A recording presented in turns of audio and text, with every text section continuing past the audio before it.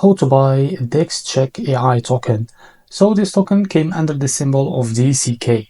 Now before we start, this is not financial advice. I'm not professional or economic expert. Before investing in any project that you find on my channel, please do your own research. And also, there is a referral code down in the description. You can get free money rewards on crypto with the best referral code. Simply use the code below, fund your account and enjoy the benefits. Check them out in the description. So before going on buy this token, make sure to check the REFERRAL account and keep following the updates about this token. As you can see, this token is available on the screener. It's created 1 day ago and increased by 36,000% in the last 24 hours. So this token trending number 2 right now on SUI network section on the screener. To be able to buy this token, it's easy and simple. Just copy the token address from here and open your wallet. For that, I will use the BitKit wallet. Now I will just log into my wallet first. Now after that, what you need to do, select the SUI as the network first.